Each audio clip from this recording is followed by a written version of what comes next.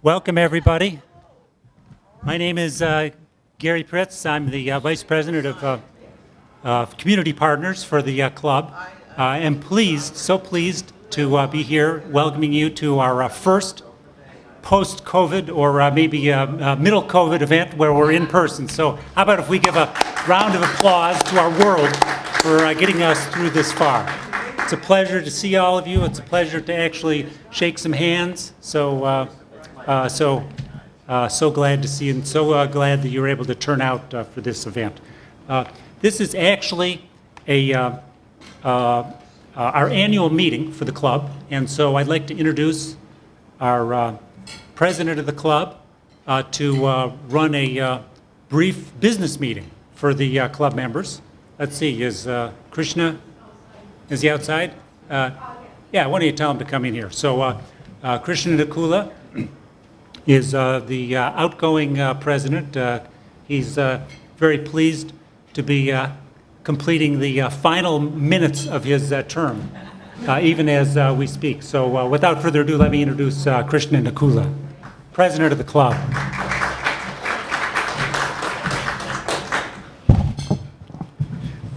Good afternoon, everyone. Gary, can you make sure they can hear me? Perfect. I'm Krishna Nakula, president of the Harvard Business School Club here in Northeastern Ohio. We're so glad to have you all here today.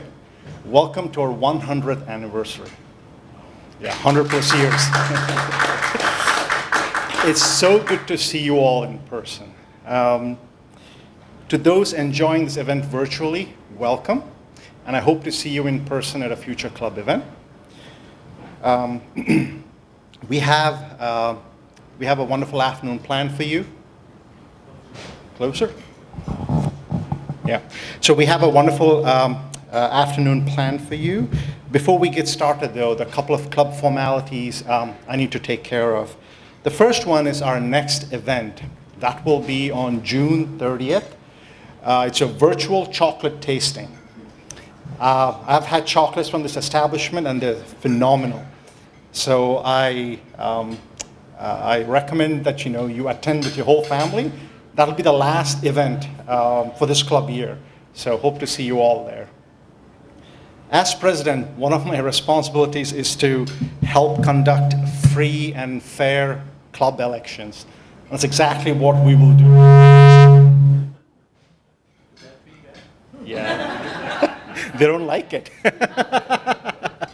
I think my audio might be dead. I'm good? Okay, perfect. So we have to hold our annual club elections today. We'll be voting for our trustees and for our president and officers. And I will move 2 motions, and after that the elections are done. So it should be a quick 2 minutes. Last week, Joan McCarthy sent you an email with the slate of proposed candidates for trustees and proposed candidates for the club officers. I hope you all had a chance to review the candidates and are now ready to vote. So the first motion is to elect our trustees. So I make a motion to elect the proposed slate of trustees. May I get a second? John seconds it. The motion is so seconded. Now it's open to vote. All those in favor, can you please raise your hand? Yep, I see a lot of hands outside. Good job, guys. All those in opposition? Anyone abstaining? Good. Well, the motion to elect the proposed slate of trustees is so moved. Congratulations to our trustees.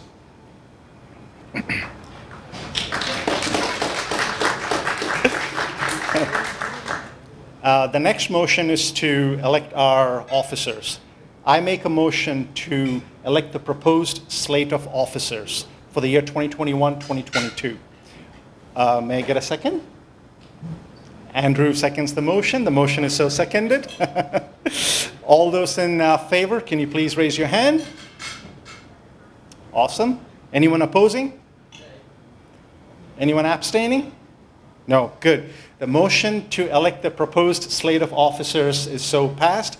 Congratulations, John Schetzel, our new incoming president.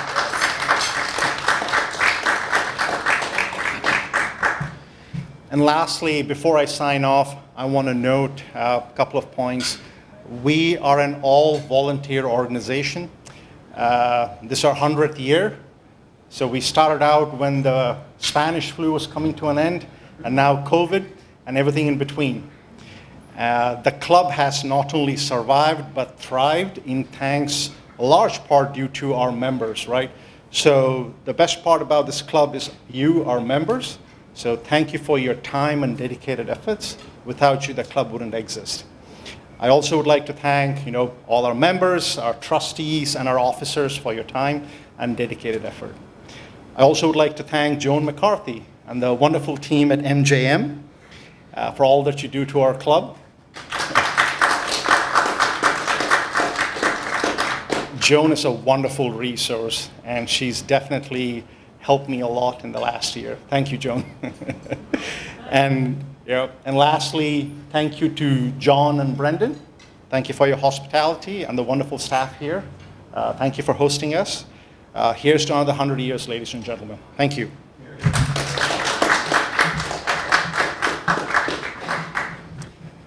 Well, hello again. To get the program started, I would first we have several speakers that are going to be presenting to you today. First, I'd like to introduce John Bosworth. Now, John is the general manager of the restaurant here. He's been working here for 6 years. He started out as a student and progressed to bar manager, and now is the general manager of the restaurant. Just a little bit of his background. He did have to qualify to become a student here through an incarceration. He's a native of the Cleveland area, West Side, graduate of the Fairview High School, and attended Ashland University. So without further ado, I'd like to introduce John.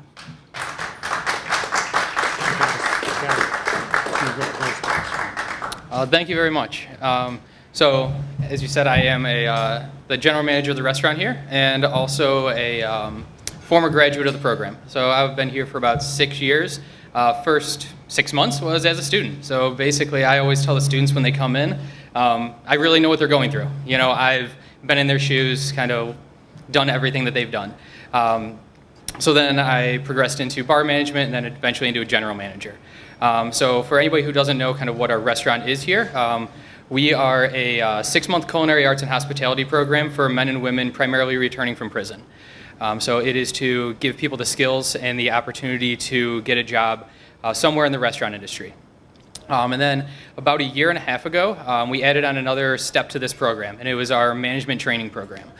So there's been a good amount of financial support from everyone here, which we greatly appreciate. Thank you, to get this program up and running.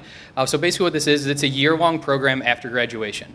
So it can be for someone who has just graduated, or they've been out in the working field for a year, 2 years, 3 years, anything like that. And we bring them back, pay them a full salary, and basically they work alongside another manager here. Excuse me.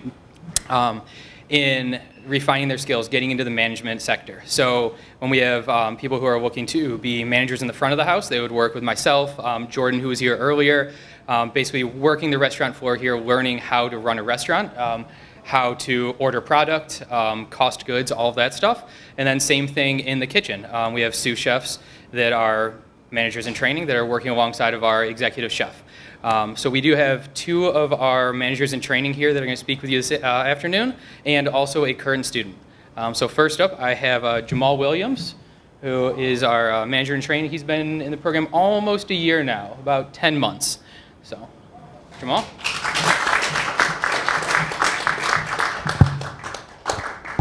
How you guys doing? My name's Jamal. I started the program, I graduated the program. I graduated the program November 16th, 2019. I started the management program in last July. And basically what I do in this management program, I learned how to run the restaurant, which what John said, from ordering stuff, keeping the books, setting the restaurant, managing staff, things like that. I really liked this program because I really wanted to learn how to cook, but I didn't really want to be a front of the house manager until I graduated from the back of the house to come to the front of the house. And when I came up here, I really liked it, so I stayed in it, and that's why I chose the front of the house management program. Do anybody have any questions for me?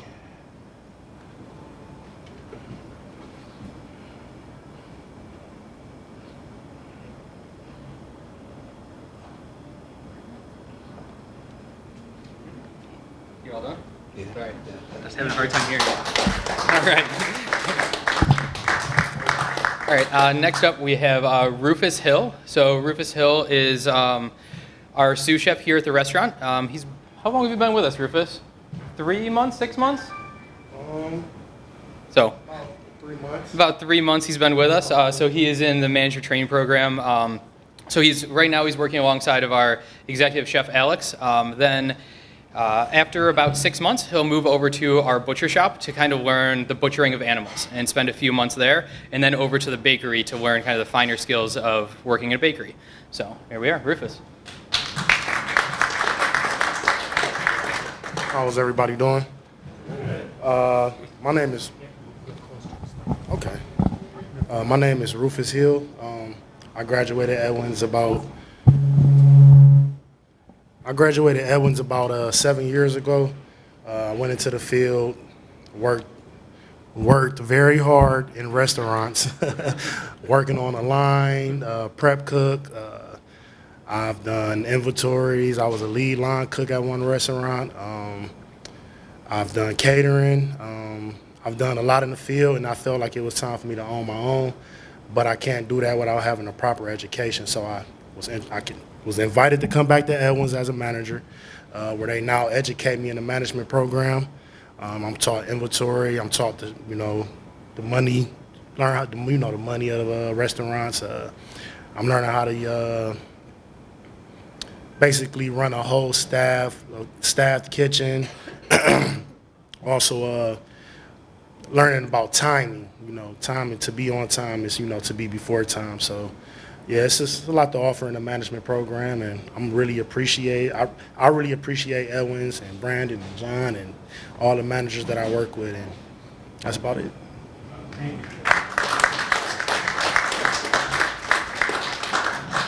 All right, thank you, Rufus. And then last person we have to talk to today is, second to last, is Camelia Prosser. So Camelia is a current student with us right now, not in the management training program yet.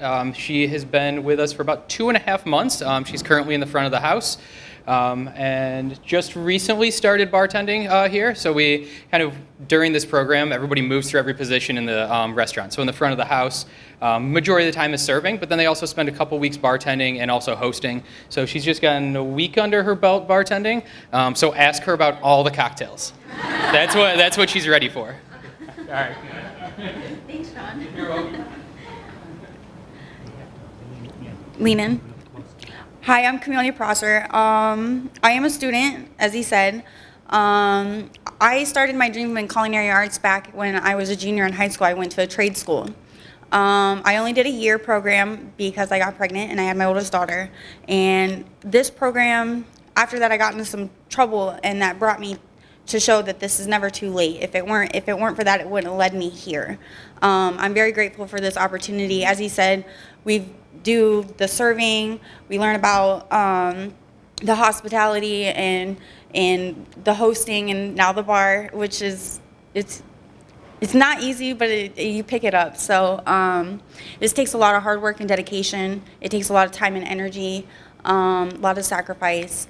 And if it weren't for Brandon having this program, I don't know where I would be in my life. And second chances are truly a blessing. And I'm just so grateful to be here. So thank you guys for coming, and I truly appreciate it.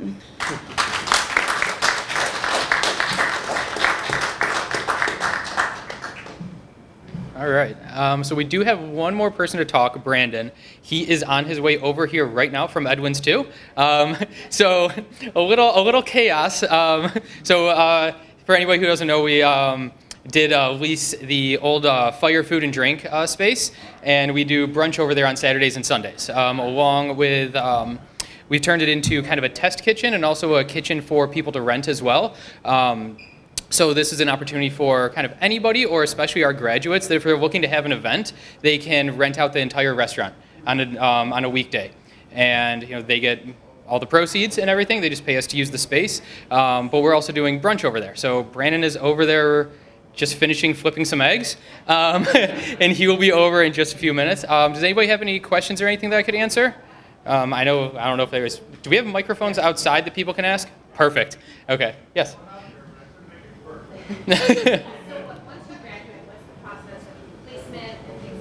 Okay, so the question was, once you graduate, what's the process of placement?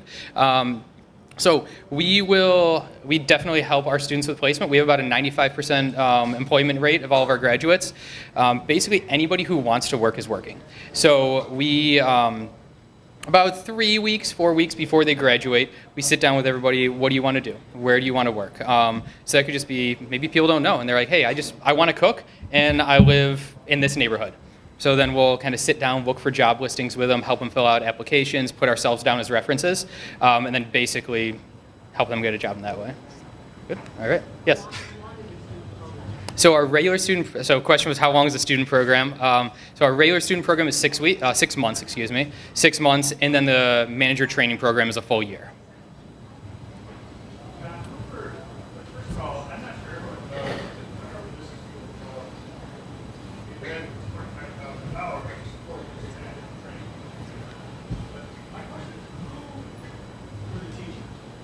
Okay, so the question was, who are the teachers in the management program? So, kind of everybody.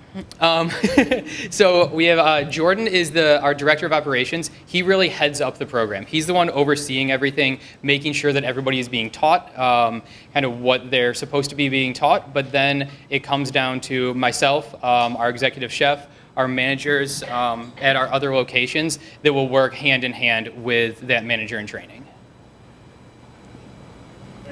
You're welcome. Do we have mics outside? Yeah. Can you talk more about sort of what do you learn at every stage that you go through each program, and back? Sure. Yeah, absolutely. So the question was, can we talk about kind of what we learn, what stages we go through all the stages of the program. So regular 6-month culinary arts program, everybody gets split kind of front of the house and back of the house. They spend 3 months in each section. So in the front of the house, we start with things as basic as how to set a table. And then steps of service, of when a guest walks in, what do they get first? How do we seat a guest? All the regular steps of service, so basically how to generally take care of a table. Then we also dive very deep into alcohol and how it's made. So alcohol is one of those things you can take with you anywhere in the world. Beer is beer, wine is wine. It doesn't change no matter where you go. You're always going to have the same stuff. So we really dive into all the spirits, how they're made. Same thing with wine. Wine of France, the United States, kind of wine of the world, everything. And then we do business planning with them as well. So we do for about 2 weeks. We're setting up a restaurant. Your class is setting up a restaurant. It would be 8 people, 10 people. How do we want to start this? What's your concept? What are your costs going to be? Are you going to rent a space, buy a space? Are we doing a food truck? And we really cost all of that out. We will sit down with them and open our books here and say, oh, you want white tablecloth linens? It costs us this many $1,000s a year to have this. That's what you're paying for. And we really dive deep into that. Then in the kitchen, everybody works each position of the line. So actually, let me take a step back front of the house. So that is kind of before service, that's what we do. And then during service, everybody is waiting on tables. So they're having that full hands-on experience, waiting on tables, bartending, really touching guests. So in the kitchen, kind of the same thing. During the day, they have an actual class time where we start with things like your knife cuts. So what is a small chop versus a large chop, a brunoise, all of those different cuts.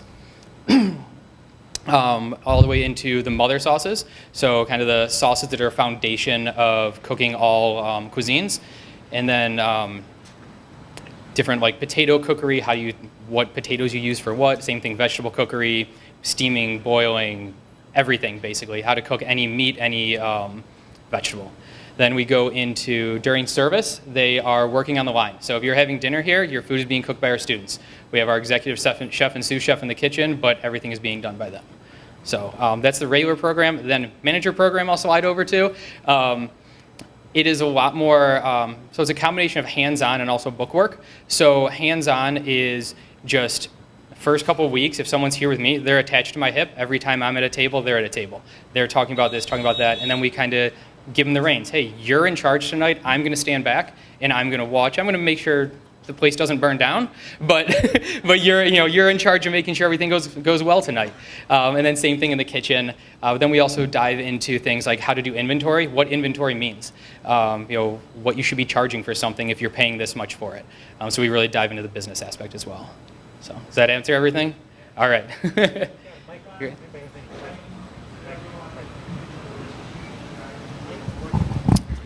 Sure. So the question was, can I explain our relationship with Grafton Prison? So we have a culinary class at Grafton Prison. So we started that class in 2007. So that was 6 years before the restaurant opened here. It was the one restaurant that Brandon could get into, or sorry, not restaurant, prison that Brandon could get into, and they would allow him to come in. So he does all of the same class we have here at Grafton Prison. We got it to the point where they allow us to bring in chef knives. We bring in chef knives, and they're practicing their knife cuts. Then most of the prisons in the state have a club as well, so that is led by either inmates or corrections officers, and they basically teach our class for us as well. And we also recently filmed all of our classes here, and they are available for them to watch while they're in prison, basically through their closed TV system. Yes? How does it work out? Oh, so statistics. Yeah, so statistics about graduates. So we have graduated right around 500 students so far. Our recidivism rate is between 2 and 3%, where the national average is close to 50. I believe that the Ohio average is about 35% recidivism. So definitely great on the recidivism rates. As far as stories, I guess. So the things that, what I love seeing, which started happening about 2 years ago, maybe 3 years ago, was we started getting phone calls from graduates. Hey, I need a sous chef. I'm an executive chef now. Can I hire someone from you? So really giving back. So, yeah. Yes, Jim. Support services? Absolutely. So the question was asked about support services that we provide. So basically anything a student needs, we will find a way to fix it. I know that's a generic answer, but we have a full-time case manager here who will help with getting IDs, getting people food stamps, helping with housing. We also have, about 2 blocks away, we have our bakery and butcher shop, and right next to it, we have our life skills center and dorms. So about 4 years ago now, I believe it was, we opened a dorms for our students that are free of charge for our students. So we found out that we had students living in cars, going back and living with people who got them in trouble in the first place. So it was like, we need to separate you from that. We need to have a safe place for you to go to. So we bought, on the corner of Moreland and Buckeye, an apartment building. It's we can sleep 21 students there, basically 3-bedroom units, apartment units. And it's completely free of charge to all of our students. The only thing they pay for is utilities, but they can stay there the entire time they're in the program. Trying to think, what other supportive services? I think that's the majority of it, but basically if someone needs help with something, our case manager will find a way to make it work. So, yes. All right, so the question was, how do we choose our students? We will pretty much accept anybody into the program. So we start a new class here about every 8 weeks or so, and basically have people come in, do a brief interview with them. 95% of them get accepted into the program. Basically, we will run, a lot of it is just word of mouth. We also run radio ads saying, hey, if you're looking to get education in the food industry, call us, come in. So we will accept pretty much everybody. When everybody first starts the program, there is a 3-week just classroom only time. It is where we really dive into culinary math. So culinary math of like cups in a gallon, ounces in a pint, a metric to standard. All of those things really dive into food safety, so like serve safe of temperature control, all of that fun stuff, and also our menu. So those first 3 weeks are kind of our trial 3 weeks to see who wants to be here. Because it's a lot of studying, and you don't have the fun of I'm going in the kitchen and cutting stuff up and cooking it. So it's really that kind of trial 3 weeks to see who's going to put in the time, who's going to study. And yeah, we have a little bit of dropouts during that time, but everybody who makes it past that is definitely kind of stronger for it. John, I have a question. Yes. A couple of questions actually. So, have any of your graduates started a food truck or their own restaurants? If they have or they want to, you can arrange for financing as well. Okay, so the question was, have we had any students graduate that have opened their own restaurant, food truck, and do we help with financing with it? So we have had some graduates start restaurants. One, actually, he just stopped by about 2 days ago. His name's Kadima. He has a Jamaican restaurant. I believe it's actually a food truck that he's running, but he's going to rent out our EDWINS 2 space, and he's doing an event over there in July, I believe it is. We will help with as much as we can. We can't really help financially necessarily as far as like giving a loan, but we will sit down and help with business plans, help write business plans, help like apply for loans and stuff like that, just not fiscally coming from us personally. Do you have relationships with financial organizations that are interested in supporting you? So the question was, do we have financial institutions that would kind of work with us that we have relationships with? I cannot speak on that. I am not 100% sure. I can have Brandon address that when he gets here and talks. I'm not sure on that one. Are you hear me? Can I ask a question, please? Absolutely, go ahead. I really get a kick out of what you're doing because my grandfather came to this country off the boat from Italy, didn't speak English, got a job washing dishes, and 25 years later he was a chef at the Waldorf. So you can move up. But my question is, we've had some presentations from Breakthrough Schools, and they do a wonderful job of taking kids who are struggling and then turning them into, outstanding students. But believe it or not, they have a hard time recruiting enough students because they have to convince the parents that it's worth the extra effort, and they have to do a major recruiting effort to get people to actually go into Breakthrough Schools. Are you having a similar problem, or are you flooded with applications? So we are typically flooded with applications. Right now, during the pandemic, not quite as much, but we typically do not have any problem finding students. When we start a new class, we usually have about 50 people sign up for the class. 50 people that enroll, and that's every 8 weeks. We're typically somewhere between the 40 and 50 person mark. Yes? Okay, how was it during the pandemic? Crazy. So during the pandemic, we pivoted very quickly. So basically the Sunday that they announced restaurants were shutting down, we had a full staff meeting here. I got a call that said, hey, they just said that restaurants are not allowed to open tomorrow. We're having a meeting at 6 o'clock tonight, come into the restaurant. So we all came in, kind of set a plan forward of how we're not gonna shut down. We need to have this here for the students. We need to be able to give them that opportunity. So that's actually where EDWINS 2 opening stemmed from. I'll come back to that in a second. But the first thing we did was we pivoted very hard into carryout. So we started offering what we call our 4 for 40. It is a 3-course meal for 4 people for $40. Carryout, basically curbside pickup, you order ahead, we just walk it out to your car and give it to you. So that really kept us alive during the pandemic. We actually hired, I believe it was 8 or 9 people during the pandemic while the restaurant was shut down. Basically what we did was we took all of our students that were students at that time and said, we can't really do a school because of the regulations, but if you want to stay here, we will pay you to be here.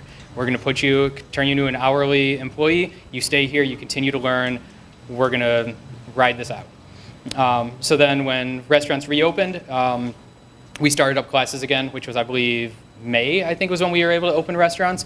So we started new classes right away, kind of brought the people in back from in March when everybody left, or the people who chose not to stay left, brought them back, kind of started class up again. Then in November, basically with the winter months coming and people not really feeling comfortable sitting inside yet, limited seating, we said, you know what, we need to have a space for more of our students so that we can bring more in. Because we were to the point where it's like we don't really need more students because the restaurant's so small. So we said, hey, you know what? Let's take out the lease on Fire, open EDWINS 2, and we can get a whole new class of students over there. So we opened that up, and that really provided the space for the students. All right. Anybody? Oh, go ahead. Sorry. What are stores and restaurants do you have conditions? Okay, so is what stores and restaurants do we currently have right now? So currently we have this main restaurant here, EDWINS 2 across the street. Then on the corner of Buckeye and Moreland is our butcher shop and our bakery. But then, so those are the restaurants that are ours. Then in the last couple years, we've also helped open a couple more through consultation. We opened a restaurant called Serenite, which is down in Medina. They basically do a very similar thing to what we do. They do an 8-month culinary program, but it is geared towards men and women that have addiction issues. Basically, the reason they extend it to 8 months is 8 months is a kind of a benchmarker for people going through rehab. Of if you stay clean for 6 months, you kind of okay chance of staying clean. When you hit that 8-month mark, your stats go way up. So we extended that. They decided to extend that program to there. And then we also opened the Ohio City Pizzeria on West 25th and or West 31st in Lorraine, which is run by the West Side Catholic Charities. We helped them open that.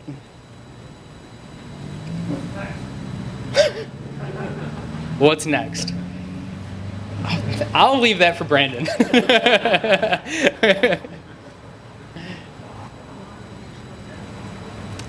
So this restaurant's been open since 2013, November of 2013. Yep. So the question was, is EDWINS 2 a ghost kitchen? Kind of. It's going to be kind of a ghost kitchen. That's not really what we're kind of marketing as, but somewhat it will be a ghost kitchen. But we will continue doing brunches out of there moving forward as well. And we're also going to use it as sort of an event center. So a lot of times we have people looking to do rehearsal dinners, weddings, stuff like that. It's a larger venue, kind of a better place to be able to host a lot of those events.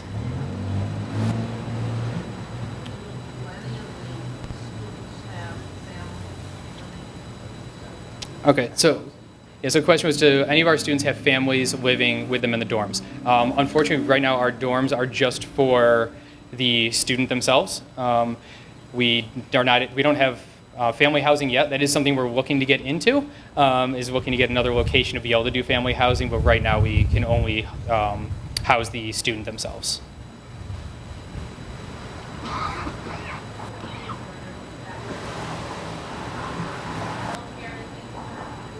Yeah, so the question was, we have a case manager, do they help with healthcare and stuff like that? Yes, absolutely. Yeah, they will definitely help them apply for healthcare, IDs, social security cards, basically any of that stuff she will help with. Yeah. I mean, she did probably 15 people's taxes this year. So, or I should say she helped with it. I don't know. Yeah, she helped with 15 people's taxes. All right, well, let me see if Brandon is over here and get him up here. Give me one moment.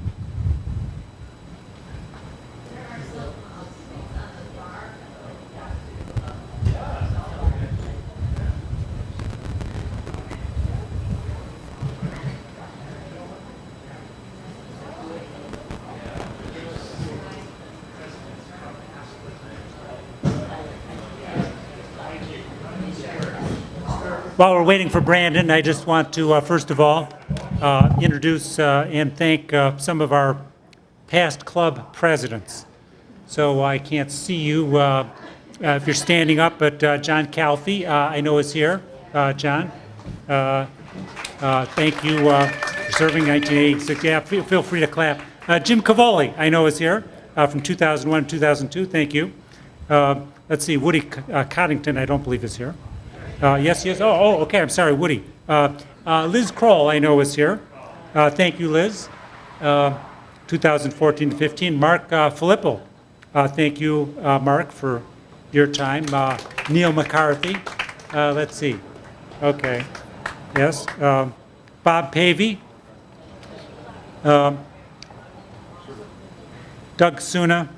and Tony Tesseraro, who I don't believe is here. So thank you for your service and for helping make this club happen. Okay, Charlie, thank you, thank you. And of course, one additional thanks to Joan McCarthy for telling the presidents what to do. What would we do without her? Thank you once again, Joan. And don't forget to come to Joan's event, just same place, same, well, maybe not same time. Same place, though. You got the invitation. Look forward to seeing you there. Stay tuned for Brandon. We're hoping that he'll be here momentarily. Actually, let me introduce and give her an opportunity to say a word here, Professor Linda Applegate. All the way from the Harvard Business School, she has agreed to share just a few words about why she happens to be here and her connection and affection with the Cleveland area.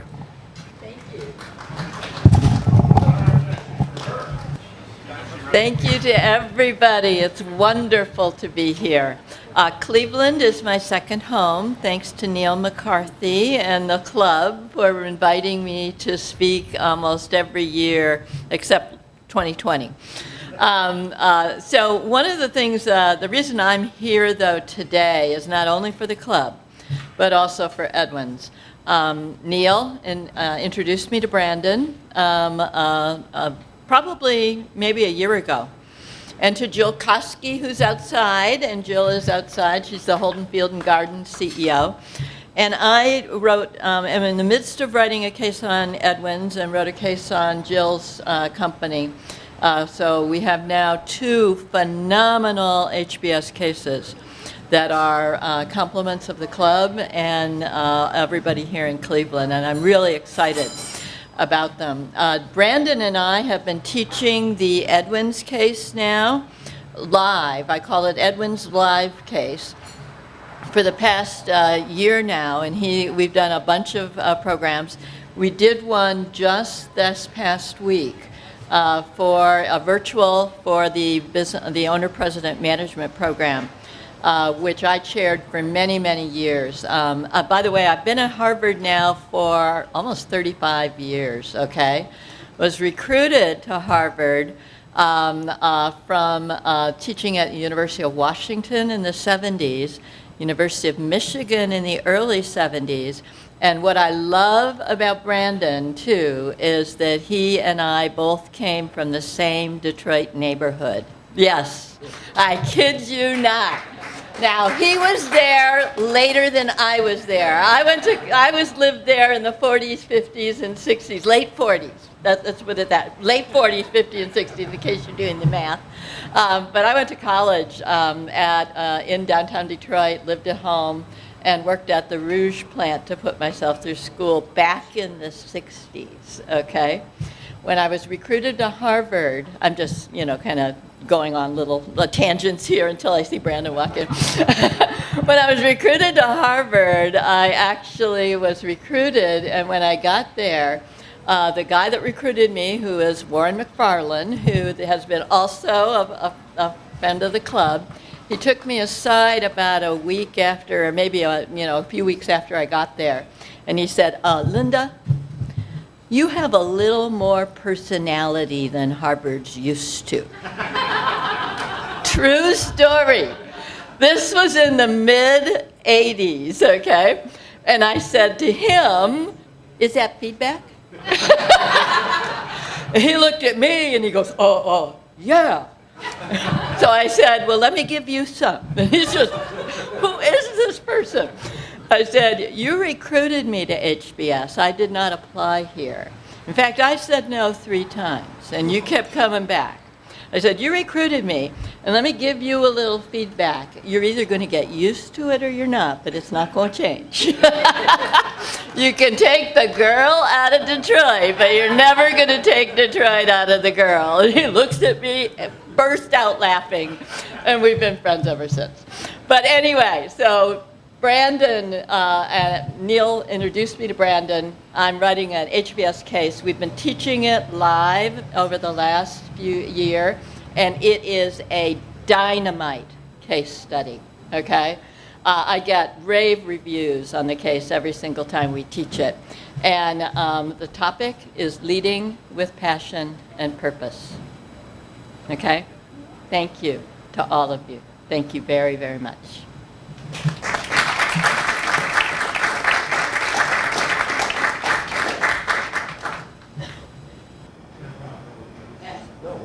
John, you take over for a little bit. I can come back if you want me to. I have plenty of time.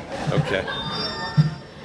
Hi, my name is John Schutzley, and I've just been elected to president of the club. So thanks everybody who voted yes. As we joked earlier, if you voted no, you had to take the job. So there was a lot of motivation to make sure we got a lot of yes votes.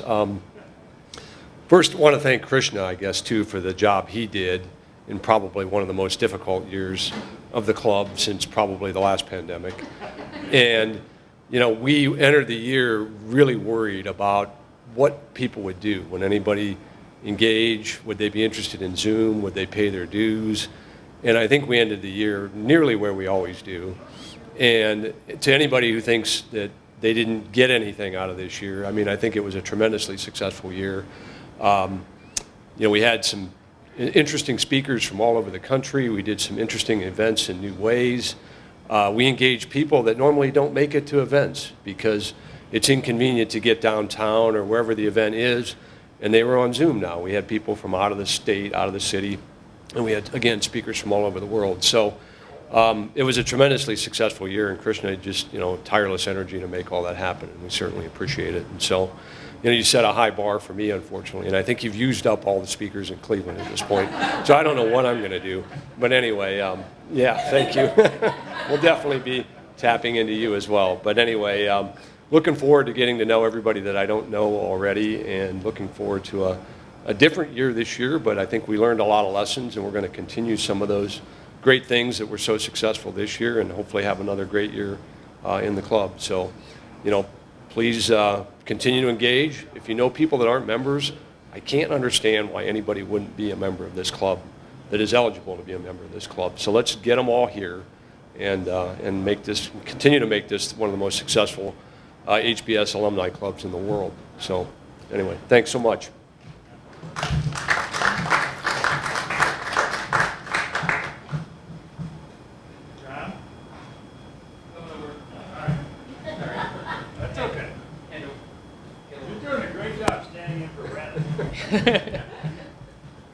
So something Neil just reminded me of was that we, in addition to our kind of apartment-free housing for our students, we also bought the building next to it, which is now a house for any of our students to rent when they graduate. So basically, there's I think it's 7 units in it, and it's kind of low-rent housing for anybody who, once they graduate, they get a job and they're looking for somewhere to stay. Rent starts at, I believe it's $250 a month, plus utilities, so kind of, you know, bare bones as low as we could get it, basically enough so that we break even on our mortgage. So we do have that because, you know, the two biggest things that everyone coming home from prison struggles with is finding a job, finding housing. So those are the two big things we really try to battle. So obviously finding a job, that's what the restaurant here is for, but then also kind of finding that housing as well. So I did just talk to somebody over at EDWINS too. Brandon's trying to get out of there and get over here. They're kind of a little bit of crazy service right now, but he should be over here in just a few minutes. But Thank you. So what I'd like to do is introduce Professor Applegate again, who would like to share just a little bit about the case that she put together on two of Cleveland's finest institutions, the Holden Arboretum and the Cleveland Botanical Gardens. Okay, they know who to come to, you know, keep the party going for a little while. I was going to tell Brandon when I saw him, I very rarely wear a dress, right? But this is my party dress. So whenever I wear it to Harvard at a Harvard event, I always say, this is my party dress. So I decided to wear my party dress for today. So What they asked me to do is to talk a little bit. Can somebody get Jill to come in? It would be wonderful if Jill, if you're out there, come on in. I see her standing up. I'm also doing a case right now on the Holden Forests and Gardens. And Jill Koski, who will be walking in just a minute, is the CEO there. It's a phenomenal case study. Yeah. Welcome, Jill. We're going to do a little bit of a, promo for you, too. It's a wonderful case study that's on the turnaround when Cleveland Botanical Garden and Holden Arboretum merged. There was a time when they had a tremendous amount of difficulty. And so this case goes through the very difficult times where they were, near bankruptcy. Jill came in, turned it around, and now she is actually transforming Holden Forests and Gardens. And that's what the case is all about. I taught it just last week, or 2 weeks ago maybe. 2 weeks. Yeah, 2 weeks ago. I taught EDWINS last week, and then 2 weeks ago taught the Holden case, and it got standing room only ovations on how exciting the case was. Neil joined me for that teaching. It was to the HBS Alumni Club's Nonprofit Board Summit. So a few years ago. But Jill, you talk to them now for a little bit. I've been wasting time here, waiting for Brandon. One minute. Okay. So I think what I'll simply say is I really appreciated the opportunity that the club provided to work with Linda and Ankita at the time on this case. Okay. It actually, I think, really helped us as an organization pull the story together in a way that we also continue to learn from and review. And it's been wonderful to have the opportunity to teach it with you as well. And I'm just really grateful for that opportunity. And if any of you are interested in visiting, sharing, learning more, happy to talk with you, or please come visit either campus at any time. I'm always happy to have an excuse to show people around. Thank you. The other thing, thank you, it's a phenomenal. Anybody that wants a copy of the case, just let me know. The club can get you copies, but it's a phenomenal case study. So thank you, Jill. Thank you. Thank you so much. What would we do without you? Thank you so much, I'll tell you. Okay, so I have the pleasure now to introduce, just in case you wanted, Brandon Edwin Krystowski. Did you know that was his middle name? Okay, so I'll be real brief. You already know where he's from. He's from Detroit. Decided that he wanted to learn the restaurant business, so he attended the Culinary Institute of America. He trained both as a chef as well as the business management program. Worked in high-end restaurants in Chicago, Paris, and New York, a whole series of those. Decided he wanted to be certified as a professional wine recommender. Somebody that's smarter than me will know what the term for that is. In 2011, as you already heard the story about EDWINS, he began EDWINS. He's been recognized by numerous organizations for his excellence. He's proudest of his presentations to the United States Senate, to the City Club of Cleveland, and for one of his TED Talks. With no further ado, I'd like to have Brandon share a few words with us. Brandon?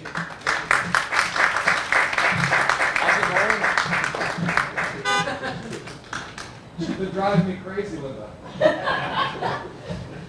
Well, first of all, thank you everyone for making it, and Joe, Neil, and the gang, thanks for always supporting us. We got busy at brunch over there, so thank you also for your patience, but it seems like the food was good and the drinks were flowing, and there's really no reason to rush things.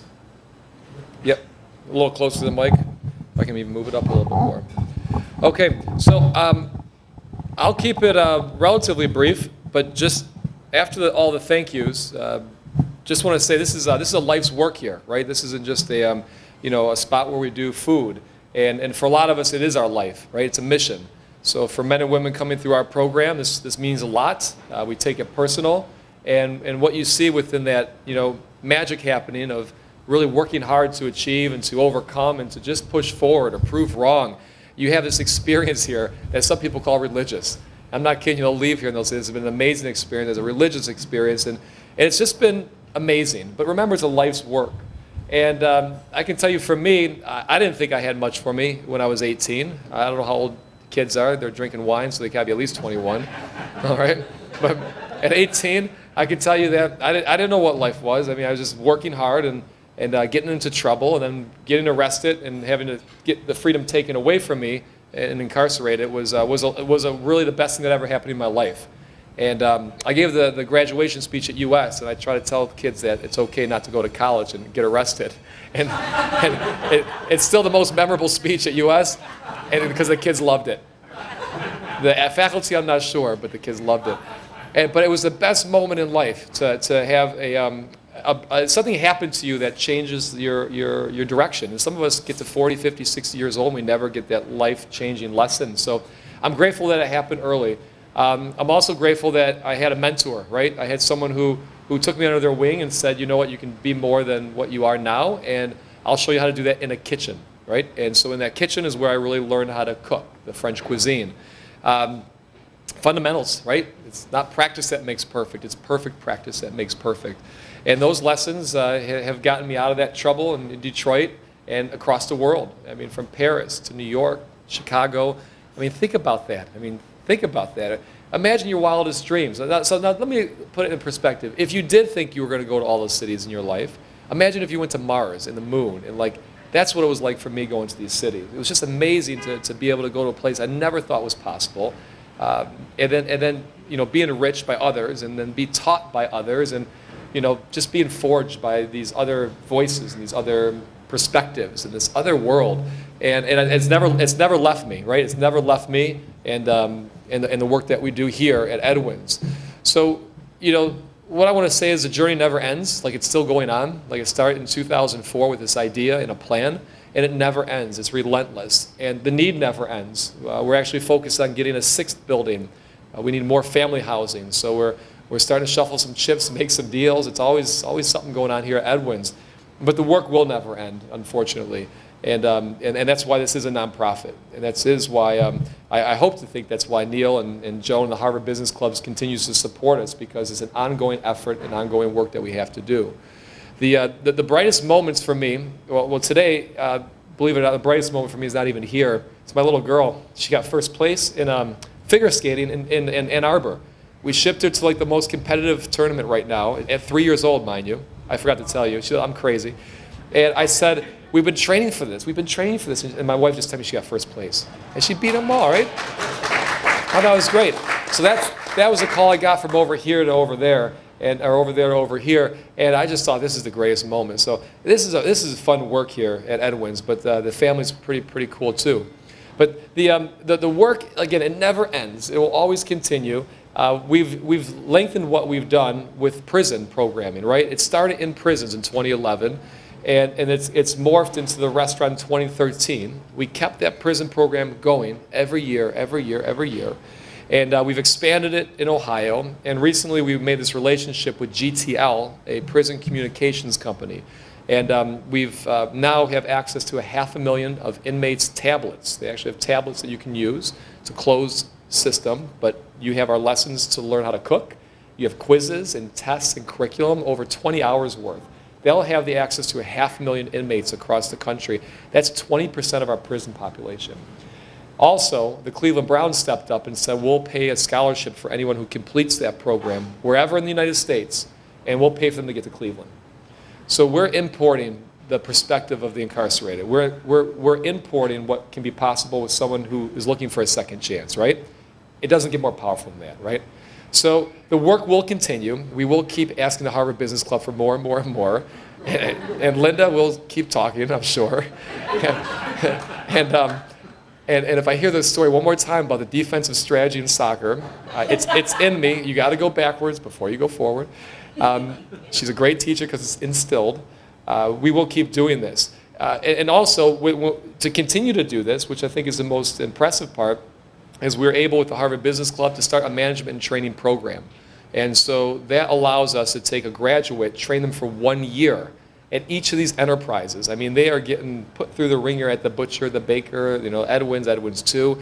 And now after a year, they're able to, with some leadership training classes as well at a college level, they're able to now run any other enterprise or go ahead and stake our claim in Washington or Boston, wherever it is, wherever we open up next. We have leaders. We have leaders, and it's built from within. This isn't some, let's grab this talent. Let's grab the talent and perspective of incarceration. Let's put a skill around it. Now let's take that further for a year and really put management training skills, leadership skills, and you wouldn't believe what's possible. Now we're 60% graduate run, right? Hopefully one day 100%. Hopefully I'm out of here, I'm replaced by someone. That's a graduate of the program, and then therefore we can sustain it. That's what will sustain this. So that's just a brief look into what we do, how it got built. But I would really like to leave any time for questions and answers. I know John took the firing squad earlier, and thank you, John. But is there anyone who's got questions? I can definitely give you an answer. But I just want to say how grateful I am to be able to have a life after the mistakes I've made, to have a life doing this, and then to have the support of everyone in this room to say, keep going. It's powerful for all of us. Yeah. Yes, ma'am. Cleveland, I was looking for the city with the worst high school graduation rate, and it was Cleveland, Ohio, and it's a small town outside of LA. So Cleveland Public Schools, when I wrote this plan in 2004, I went to 1998 when I graduated high school, and I said, who was in need? Who was like me that maybe didn't get that chef that I had? And that was it. And then everything has been this is all meant to happen. Like the pandemic, pivoting, it's all meant to happen. It was like everything's just meant to be this way. Yeah. George Kalergis, yeah, big, pudgy Greek guy with his fingers were like andouille sausage. They're like this. I just remember him always pointing at the plate, and he just taught me. He taught me. Well, when I was way back, I like to work, so I started knocking on doors, and there was a restaurant called Rosada on Woodward Avenue in Detroit. It's right next to the Fox Theater. It's now called Hockey Town, right? And I just knocked on the door and I said I'd like a job. And at first they put me in the dining room when I said I wanted to be in the kitchen. So Detroit, I think a lot of cities, is still a bit segregated, right? And they looked at me and I was white, so they put me in the front of the house in the dining room. And I kept telling them I wanted to be in the kitchen, right? And it was this weird dichotomy that still exists today, which we got to break, obviously, start breaking it. But this dichotomy still exists, but then I kept saying, listen, I want to get in the kitchen, I want to get in the kitchen. And the chef, finally gave me a chance, and then just started showing me little by little by little. But two things had to happen. One, someone, I guess, unusual enough to take an 18-year-old into a restaurant that's high-end. And then two, a chef to say, okay, come on in, despite maybe upper management's philosophy. Yeah. Sad but true. Yeah. Yes, ma'am.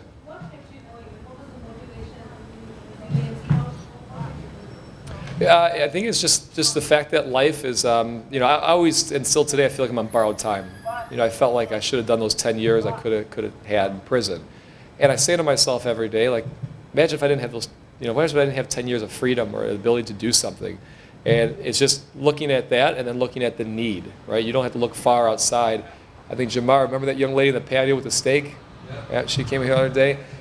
Oh my goodness, this woman, she was just beautiful. She was in a wheelchair and she's just sitting there by herself and, drinking a Miller Lite and it was a situation that was unusual. And I remember I went to her, you went to her, we said, how are you doing? She's like, baby, I'm golden. And I said, golden, eh? I said, what, you want a steak or something? She said, I would like a steak. That'd be great, honey. I said, I'll get it. You would thought like, she won the lotto. And there's just need in small ways of working into a world or building a world that can provide like an ecosystem like that for someone who's just so optimistic despite what it is today, and then helping fuel that spirit. That's what keeps it going, right? That's what keeps it going. But there were some down points, there was some, no one thought this was possible. They laugh, they ridicule. How could you teach someone who's been incarcerated a skill? Imagine how crazy that is, right? That's like, it's sad, but that's our humanity right now, right? And a lot of people still think that, and we have to shatter that mold, which we're doing. Yeah. Yes, sir. Two questions. Sure. One is business-oriented, the other is personal. Yep. The business one is, have you been able to get support from the financial community here in Cleveland. And the personal one is growing up, were there things in your childhood that led you, or that you think about now that drive what you're doing? Yeah. So the first question, yes, the financial community has been great. Bank of America has given us, I mean, $250,000, I think it was. Key Bank over $300,000 or $400,000, and we just made a request for the next building over. So I mean, so we can get that. I mean, they've been great. U.S. Bank, Huntington. Yeah, if you want to talk to them or spread this in the local news station, you know, Huntington, okay, you know. PNC's been there. They're first again this year. But yeah, if you're talking specifically banks, yes, they have. They have been there. In terms of personal, I don't know if I got to do a self-reflection. I really do, and I think that maybe the Harvard Business Club can help do that. But someone's also asked me, what is it that what did the mentors do to you that helped you get to where you are? I was like, I don't know. I just worked hard. But clearly they had a vision and a plan, and they could see someone with some energy, and they probably did some things. And that could help us sculpt our next generation leaders, right? Because we can identify with it. When you can identify what it is that someone did to help you, you can now do something different. But I think the single biggest thing was that I had no boundaries, right? You know, single mother, 3 boys, right? Working her tail off, trying to raise us. And I was not easy. I was a bad kid. But she never said you have to be this, or you have to be that, or you have to go to college, or you have to just stay out of prison and graduate high school. And I kind of did one, and I kind of did the other. But I did it, you know, and that now. So what is my ceiling? There is none. And I think sometimes when we put limits on each other or ourselves, and we're the worst critics of ourselves, we start to say, I can only do this much. Or if you're doing this, you're measuring a certain degree of success based upon where you think you should have been. But when you have no web or no bar, now it's just, you're just flourishing in this abyss, right? Which is kind of cool, because now you just follow your instincts, and now you just see the good, and now you can say, that's my measurement for success, right? I think that's probably the best thing for my upbringing I had was no rules, like no rules, no limits, and a hardworking mother who I could always look to, and there'd be food on the table. Yeah. Yeah, it's pretty cool. Yeah. What's next, Neil? I mean, we really got to drill into more family housing. We filled, I mean, all of our graduate units are filled, and the family housing units are filled. With this GTL switch of 500,000 tablets and scholarships, that's going to rip off this summer. So we could stand to have a bigger increase. Now we got EDWINS 2 if we need to increase class size. I kind of got that in the on deck circle. But housing is going to be the number one need. It's the number one need now, and it's still going to increase if we have more people coming in from around the country. So that's really what we're trying to do at this moment. Yeah. Family housing, family housing, family housing. Yeah. Yeah, Travis County, and we also work with Wyndham Schools. That's the Texas, believe it or not, you wouldn't believe Texas does a remarkable job with reentry. You know, everyone thinks they have these perceptions of party lines or southern or northern lines or just geographical biases. Texas has the second largest, you know, prison population in the country behind California, right? And that's not by much. But the rate at which someone returns back in California is like 3 or 4 times that of Texas.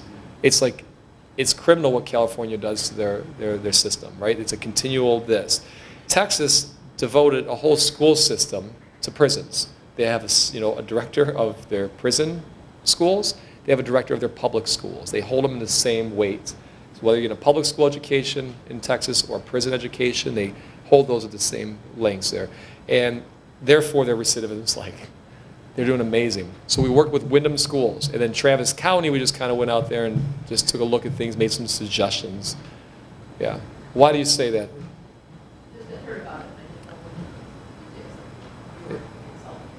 Got it. Yeah, we haven't hit any of that big oil money yet, but everything's bigger in Texas. When we get it, you'll know. Yeah. What events do you have coming up this summer here? Well, we got the live fire event June 8th, and I think that's, I mean, we got already 100 people. What we do is we have this huge dome made out of rebarb, and we hang things like boar shoulder or chickens or lamb or whatever, pineapples, and it cooks. Like you get up at 6 in the morning, you light the fire, and you just slowly roast everything. We eat at 6 at night. And so that's going to be in June, and that's almost sold out. And then we have the Bastille event, which is our annual fundraiser. Okay, and then we hold it at the campus, and the after parties at Edwin's too. That's I think July 17th or 18th. So that's a big one. That's the two biggest events. Yeah. We do, yeah. The garden that we have in prison, when we harvest the vegetables, we do a big dinner. That's going to be probably August, September. Yeah. So we keep it rocking. I'm just glad you're inside. What happened? They didn't pay enough for a ticket out there? Why are they outside? Well, I'm glad you made it. Thank you so much. It's a pleasure to have everyone. And again, I'm here, and I'll bounce back over there. But Linda, at last, it's finally great to meet. And it's a pleasure. Yeah. You're a lot taller in person. You're a lot taller. I thought you were shorter. You did. And That's interesting, yeah. I've actually lost a little height, so I used to be really tall. I love it. I love it. Well, thank you very much, everyone. Keep enjoying.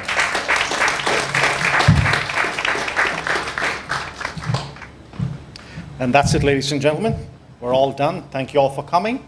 See you June 30th. Chocolate tasting.